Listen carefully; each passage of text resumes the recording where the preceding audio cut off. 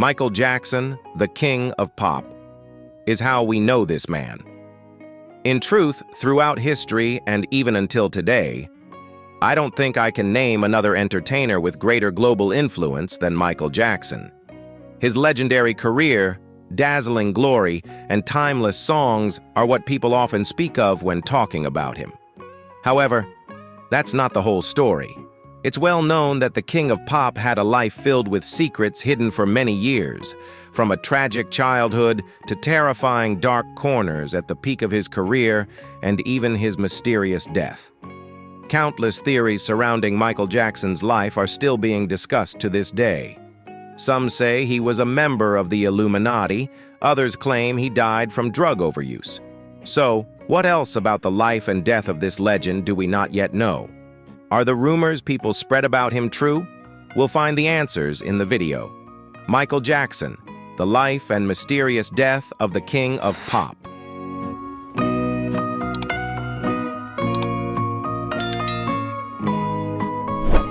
Now, while it's true that Michael Jackson is already extremely famous and information about him is easily found on the internet, perhaps we should still take a moment to summarize that legendary life so we can better understand the secrets revealed later in this video. In the dusty suburbs of Gary, Indiana, during the 1950s, filled with smoke from steel plants and heavy industry typical of America's industrial era, Michael Jackson was born into a black family with 9 siblings. As a result, he grew up in poverty, part of the working-class labor force. Mr. and Mrs. Joseph and Catherine Jackson still did their best to provide their children with food, clothing, and most importantly, a love for music. Joseph worked at a steel mill and occasionally played R&B with his band, the Falcons. But it seemed his love for music outweighed his love for his children. Why was that?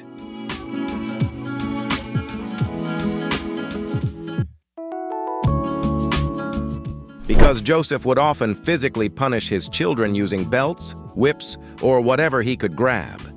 He forced his kids to rehearse until exhaustion, pouring all their time and energy into music. He believed that only music could lift them out of poverty.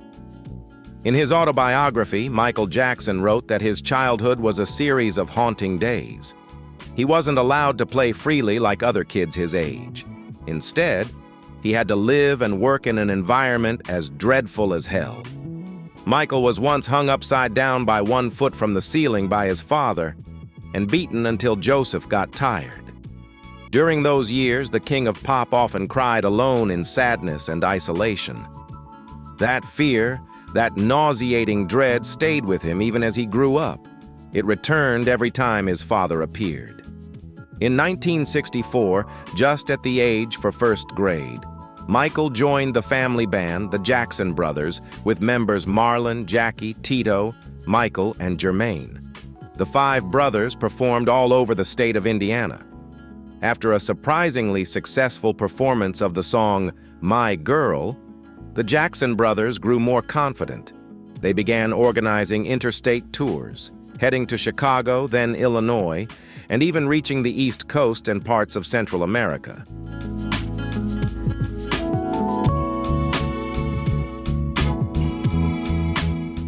In 1966, the group changed its name to the Jackson 5, with Michael and his older brother Jermaine as the 2 lead vocalists. And surprisingly, this family band began to achieve success that few had expected. 2 years later, the Jackson 5 signed their first recording contract with Motown Records and began to rise in the American music scene. The group received much praise from audiences and music critics after their songs topped the Billboard Hot 100 chart for extended periods. Even though he hadn't yet reached adulthood, Michael revealed his natural talent by releasing the singles Got to Be There, Ben, and Rockin' Robin right as he turned 14. Thanks to his children's early success, Joseph decided to move the family to California in the 1970s. Their first home was located at 1616 Queens Road, Los Angeles, and of course it was bought with the money his sons had earned from music. Around this time, the media even began calling it Jackson Mania, implying the intense fan admiration that had begun to surround the Jackson family. Thus emerged the Jackson 5.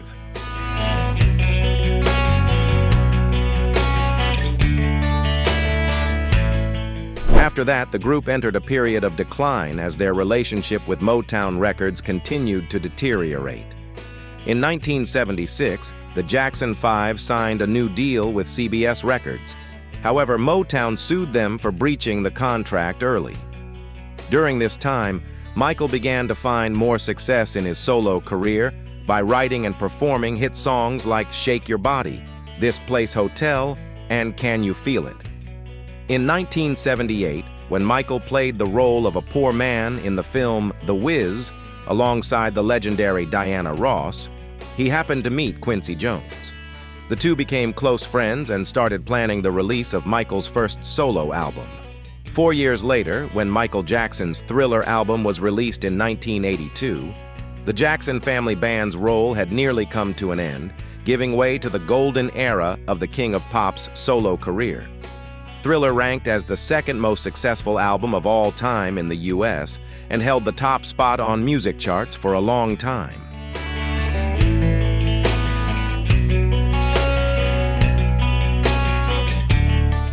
Thriller is also one of the best-selling albums of all time, with over 107 million copies sold, making it one of the albums with the most tracks reaching #1 on the Billboard Hot 100 chart. But it was also from this point that a new chapter in Michael Jackson's career officially began. If it had to be given a name, people might call it Glory and Tragedy. Before Michael Jackson, few black artists had such a massive influence on the global entertainment industry. Through talent and relentless dedication, the King of Pop gradually claimed the most powerful positions in the billion-dollar glamorous music business. Hold on a second. Michael Jackson was black? He's white. I mean, look closely. He's even whiter than me after using whitening cream. First of all, Michael was 100% black by heritage. And second, he didn't use any whitening cream. That's right. The story of Michael Jackson's skin color is quite complicated and not very cheerful. In the early 1980s, Michael Jackson was the most talked-about black singer in the media. He was celebrated as an African-American star who earned near-universal support from fans, white, yellow, or red.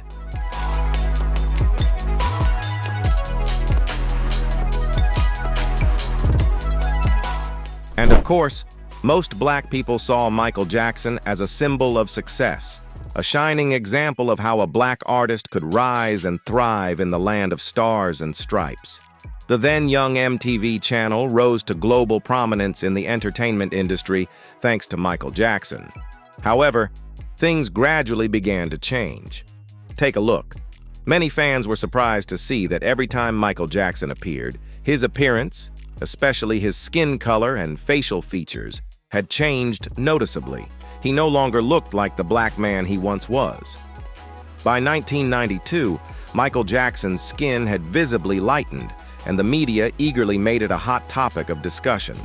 In response to the press, Michael didn't deny the change in his appearance, but explained that he had vitiligo, a skin pigmentation disorder. However, this explanation didn't ease the frustration felt by many in the black community in the US, who believed he was trying to deny his roots and transform into a white man in order to gain greater chances of success in American society.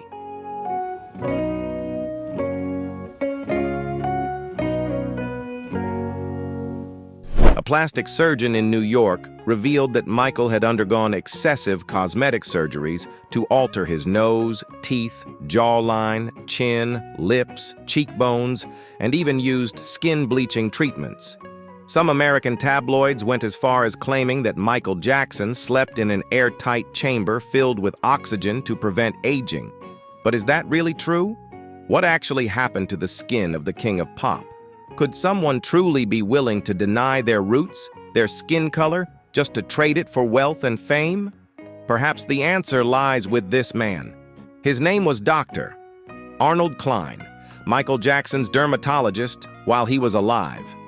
He stated that Jackson showed signs of vitiligo in 1983, a condition marked by the loss of skin pigmentation in patches. Not only that, the King of Pop was also diagnosed with another rare and severe skin disease known as lupus. And after 4 years of monitoring in 1986, the doctor officially diagnosed Michael with both conditions and said he needed medical intervention. But the truth was even more brutal than that.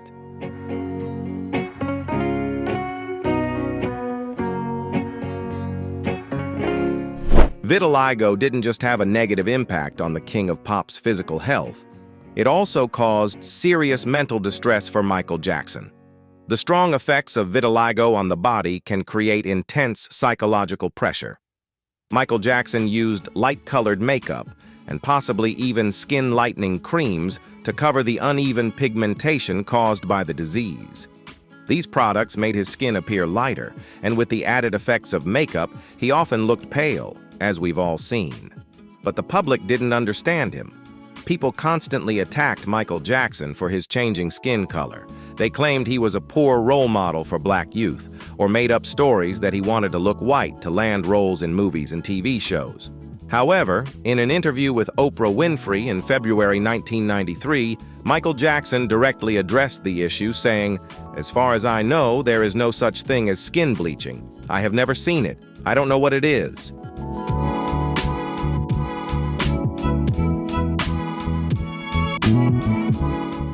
He officially admitted that he had vitiligo and had to use makeup to cover up the uneven, discolored patches on his skin. "That's something I can't help," Michael said. "When people started making up stories that I didn't want to be who I really am, it broke my heart. This is my personal issue. I can't control it. But what about the millions of people who sit out in the sun to get darker, trying to become something they're not? Nobody says anything about that." At that time, 62 million Americans tuned in to watch the interview, and they finally got their answer. Except for a few people who carried hatred toward Michael Jackson, the majority seemed to sympathize with him rather than doubt him. That very interview sparked a wave of public discussions and presentations about vitiligo, a disease that few had even heard of before the interview aired. Michael Jackson always proudly identified himself as a black man, and you can feel that even more clearly in the letter he wrote to photographer William Perch in 1988. "Maybe I've seen our world through rose-colored glasses."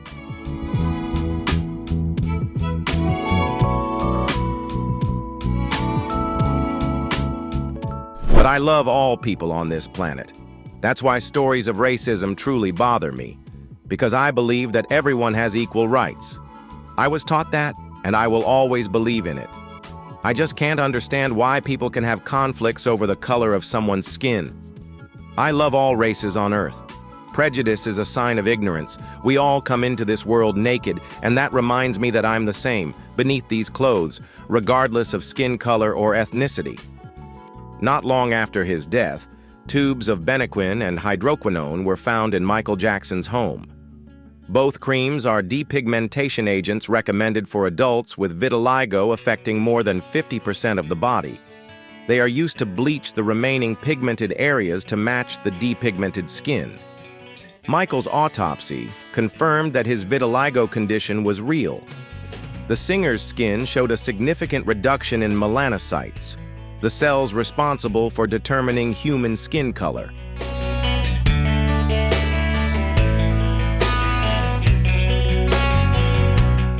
So in the end, upon his death, the wrongful accusation that Michael Jackson had rejected his skin color was finally cleared up. However, it seems that fate still wasn't done with Michael Jackson. He carried yet another injustice, one even greater, more terrifying, and to this day it remains unresolved, even though decades have passed since he closed his eyes forever. Do you know which injustice we're talking about? There is no such thing as an innocent snowflake. That's what a Canadian artist, now eating Chinese food, once said. And coincidentally, the allegations made against Michael Jackson eerily align with that statement. The story begins here. Take a look at this mansion. It's called Neverland. That's right, you heard it correctly. The same name as the magical land in the famous movie Peter Pan. Michael Jackson purchased this estate, nestled in the hills of the Santa Ynez Valley in Santa Barbara County, California, in 1987 for around $19 million. No need to convert it. We all understand how astronomical that figure was over 30 years ago.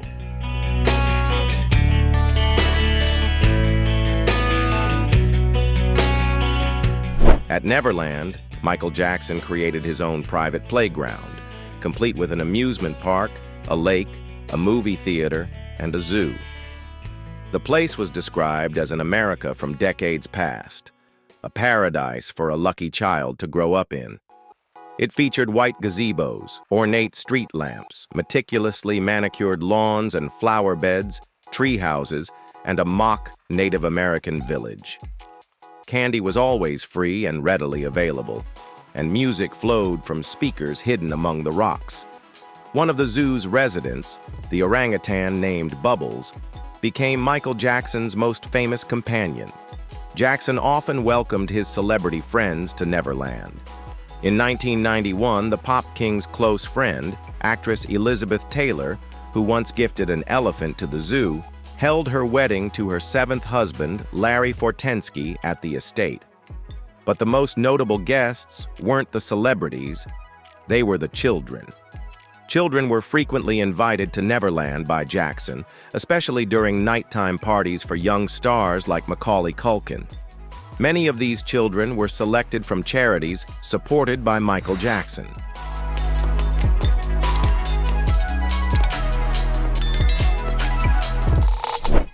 James Safechuck revealed that Michael Jackson once took him, when he was still a teenager, to various luxury stores and had him try on jewelry.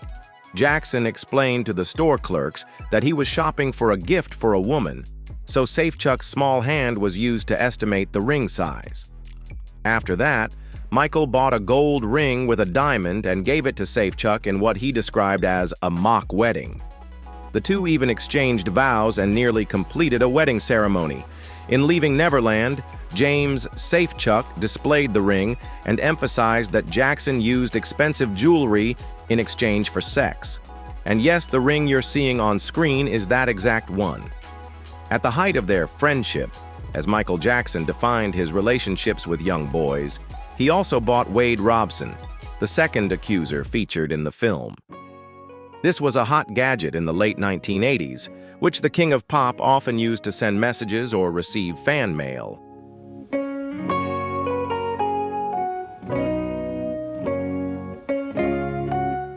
It didn't stop there. The paradise of Neverland that people once admired all over the world was filled with secrets. Hidden areas included a private room inside Michael Jackson's home theater. The room was fitted with one-way glass, allowing people inside to see out, but preventing anyone outside from seeing in. Neverland's train station also reportedly had a secret loft with a bed. Other locations, such as the swimming pool and bathtubs, were also accused of being sites where the king of pop allegedly committed acts of child abuse. With so many unresolved issues and a lack of concrete evidence from either side, the battle over the credibility of leaving Neverland continues to rage on, between the American public and loyal fans of the music legend, and on the other side, child protection advocates and those who support the accusers. It's safe to say that no other celebrity has ever left people in such deep emotional conflict. No one truly knows whether to believe the legal arguments and lack of hard proof, or to listen to the living witnesses, men who claim they've spent their lives wrestling with the trauma just to finally bring this story into the light. And to this day, those allegations remain unresolved.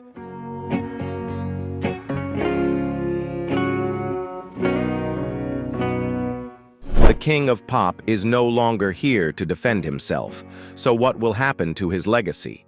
That 2019 documentary may have revealed horrifying claims, but it lacked a single piece of convincing evidence. It was based solely on the words of two individuals, whose honesty no one could truly verify.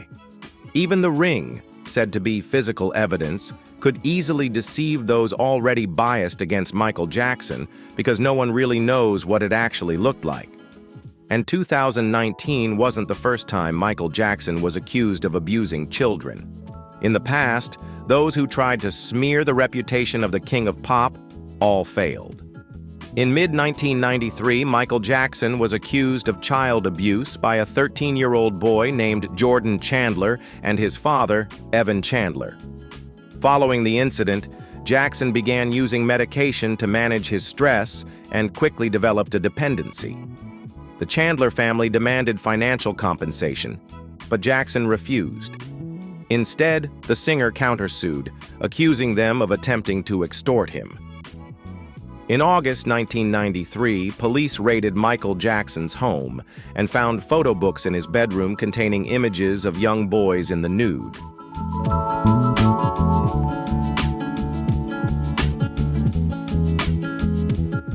Since the photo books were legally purchased and owned, the grand jury decided not to indict Michael Jackson. In December 1993, Jordan Chandler submitted a detailed description of Michael Jackson's physical features to the police. While members of the grand jury claimed the details didn't match, the police insisted that the description was accurate. By 1994, Michael Jackson reached a private settlement with the Chandler family outside of court. The case was closed, and the King of Pop was declared not guilty due to lack of evidence.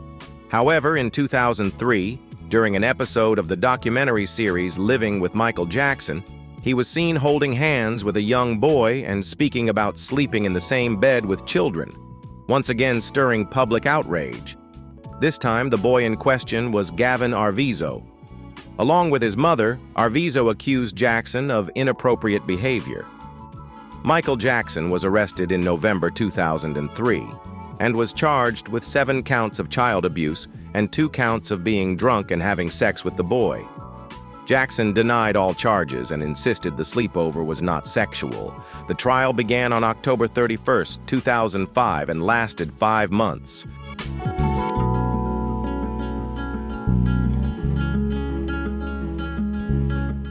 And more than a month later, Michael Jackson was once again found not guilty. A life full of glory and turbulence had come to an end. And yet, even in death, Michael Jackson was not granted peace. His passing itself became a subject of endless public discussion and debate for years. On June 25, 2009, singer Michael Jackson passed away at Neverland, the magical land he had built for himself and the children he loved. According to the autopsy report, Michael Jackson died of acute propofol intoxication, which led to respiratory failure at his private residence. His personal physician, Dr. Conrad Murray, stated that he found Michael in his bedroom, barely breathing, seemingly lifeless on his bed. Immediate medical treatment was administered at home, but all efforts to revive him were unsuccessful. After a 911 call made at 12:20 p.m., Michael Jackson was transported to UCLA Ronald Reagan Medical Center, where he was pronounced dead. His passing marked an immense loss for pop music and cast a somber shadow across the globe for millions of fans.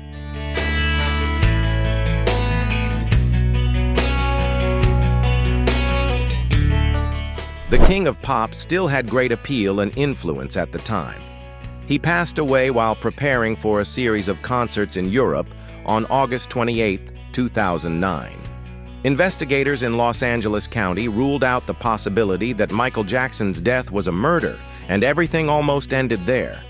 But 2 years later, the legal battle over who was responsible for Michael Jackson's sudden death was investigated and clarified.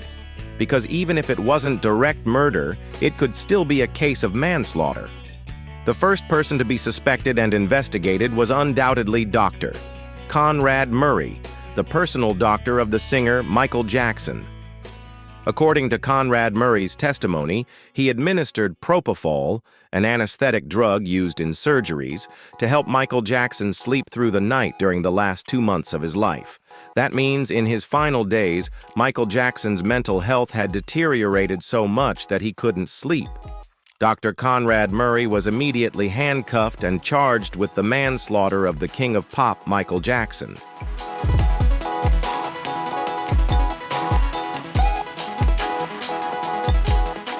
This made Michael Jackson's fans and family feel somewhat satisfied and relieved.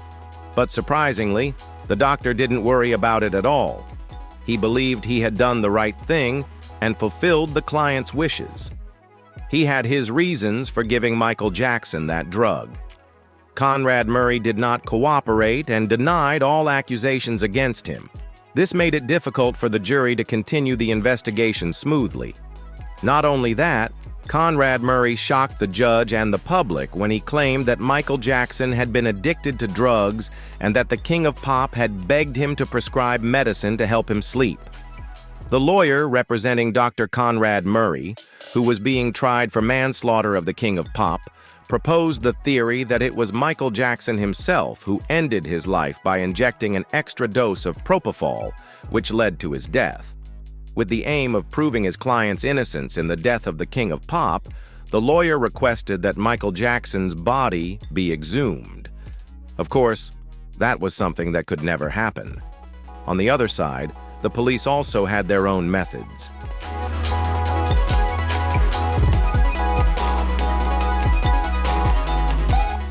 To support the charges against Dr. Murray, two of the world's leading experts on propofol were invited as indirect witnesses for the prosecution. The first was Dr. Paul White, known as the father of propofol for his role in the drug's research. The second was Dr. Steptoe Share, who wrote the instructions and warnings included with every bottle of the drug. The two doctors stated that based on most of their experiments, they discovered that narcotics and ether had specific interactions. Testing Michael Jackson's tissue samples, they also found that in addition to the surgical anesthetic propofol, Michael Jackson had also been administered two other sedatives, benzodiazepine lorazepam and midazolam, almost every night during the last 2 months of his life. In defense of this, Dr. Conrad Murray's lawyer argued that Dr. Murray had been trying to help Michael Jackson overcome his addiction by prescribing a dosage of 25 milligrams of propofol, just enough to help the patient Michael Jackson sleep, not to kill him.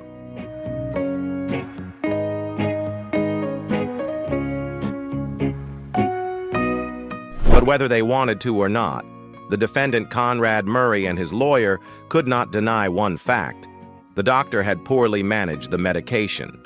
For example, after administering the drug to the patient, he failed to use equipment to monitor heart rate, breathing, and blood pressure, which led to irregularities that the doctor didn't respond to in time. More notably, after discovering that Michael Jackson showed signs of stopped breathing, Dr. Conrad Murray instructed a bodyguard to hide all the medications before calling an ambulance. This proves that Conrad Murray himself recognized his mistake when the incident occurred, and furthermore, he clearly had a plan to cover up his guilt. It was determined that Dr. Conrad Murray had acted carelessly and deceitfully, leading to the death of superstar Michael Jackson. That was a criminal act, not simply a medical error. This was a crime with the ultimate result being the death of a human being. In the latest statement, and after considering mitigating circumstances, the Los Angeles judge declared that it was important to distinguish between different types of crimes.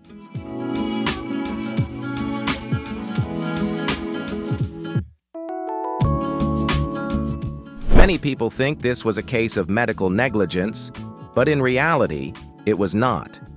This was a case of criminal negligence, the manslaughter of Michael Jackson. A person commits criminal negligence when they act carelessly, disregard human life, and are indifferent to the consequences. In fact, Michael Jackson died due to Conrad Murray's irresponsible actions. Conrad Murray had crossed the line in treating his patient, which resulted in the crime of manslaughter. Evidence in the case revealed a continuous pattern of deceit by the doctor, that Conrad Murray had lied many times and showed absolutely no remorse. Dr. Conrad Murray administered the extremely strong sleep aid propofol to Michael Jackson, but failed to carefully monitor the patient. Michael Jackson placed too much trust in Dr. Conrad Murray, and that trust cost him his life.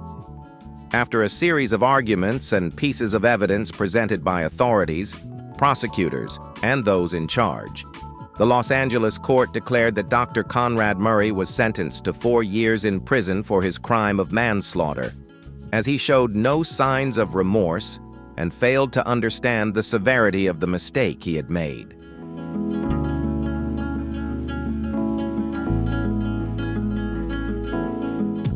This made him a danger to society. But in reality, Dr. Murray only had to serve half of his 4-year prison sentence. Although he began serving his sentence in November 2011 and was supposed to be released in November 2015, Conrad Murray was released early due to good behavior and because the influx of new prisoners forced the prison to reduce its number of older inmates. I bet that even now, many people still regularly listen to Michael Jackson's timeless songs. Perhaps it's no longer just music, but a memory, a monument to an entire generation or a historical era. When will Michael Jackson finally rest in peace? And when will the accusations made against him be clarified? When will the world forget that there once existed a man known as the King of Pop? Perhaps only time can give us the most accurate answer. Thank you very much for your companionship and support in today's video. This video now comes to an end. Wishing everyone a joyful day.